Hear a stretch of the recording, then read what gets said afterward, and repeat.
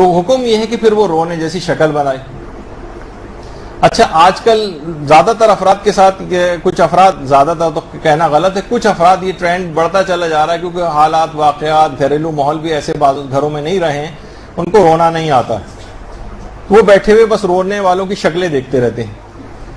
تو یہ جو سنگدلی اور شقاوت ہے یہ بعض اوقات گناہوں کے سبب سے پیدا ہوتی ہے. تو وہ افراد کہ جو اس طرح کی سنگدلی ان کے اندر پیدا ہو گئی ہو، کوئی شقاوت ان کے اندر آ گئی ہو، تو کچھ طریقہ کار علماء نے جو میں جلدی سے 1-2 منٹ کے اندر بتا دیتا ہوں کہ جو بتائے ہیں کہ اس پہ عمل کرنا شروع کریں تو ان کی سنگدلی دور ہو جائے گی اور آنکھوں سے اشک جاری ہو جائیں گے. یعنی دل کو جو اعمال نرم بناتے ہیں ان کے اندر ایک ہے تلاوت قرآن کرنا. جتنا انسان تلاوت قرآن کرتا جاتا ہے اتنا اس کا دل نرم ہوتا چلا جاتا ہے اور آنکھوں سے آنسو جاری ہوتے ہیں. علماء کی ہم نشینی، علماء کے ساتھ رہنا، گھر میں چلیں آپ کے لیے کہ آپ جو ہے علماء کے ساتھ اس طرح سے نہیں، لیکن آپ کتابوں کے ذریعے علماء سے ہم نشینی کر سکتی ہیں. ان کی کتابیں پڑھنا، مطالعہ کرنا، یہ دل کو نرم بناتی ہے اور آنکھوں سے گریے کا سبب بنتی. یتیم کے سر پر ہاتھ پھیرنا، یتیم کے سر پر ہاتھ پھیرنے کے عام طور پر لوگ اس کے صرف ہاتھ پھیرنا نہیں کہ ہم نے ہاتھ پھیر دیا، وہ بھی اپنی جگہ فضیلت کا حامل ہے، لیکن اس کے معنی ہے کفالت کرنا.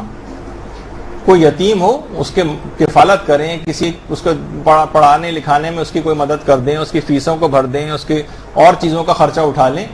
یہ خود دل کو نرم بناتا ہے کہ امیر المومنین جس طرح سے یتیموں کی کفالت کیا کرتے تھے، ان کی اپنی سیرت بھی اسی انداز سے. اچھا پھر اس کے بعد کثرت سے استغفار کرنا. اگر کوئی روزانہ ایک تسبیح بھی پڑھنا شروع کر دے، استغفر اللہ ربی واتوب الیہ کی، تو اس کا دل نرم پڑنے لگے گا.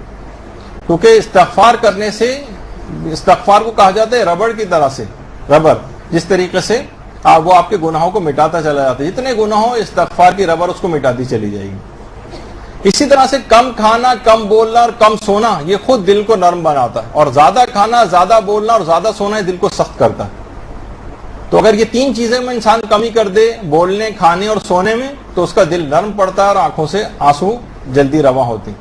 اسی طریقے سے روزہ رکھنے سے دل نرم پڑتا ہے، حرام سے بچنے، اجتناب کرنے سے دل نرم پڑتا ہے، زیادہ مال جمع کرنے کی فکر میں نہ رہے اس سے دل نرم پڑتا ہے، اور حرام مال سے بھی اگر پرہیز کرے اس سے بھی دل نرم ہو جاتا ہے.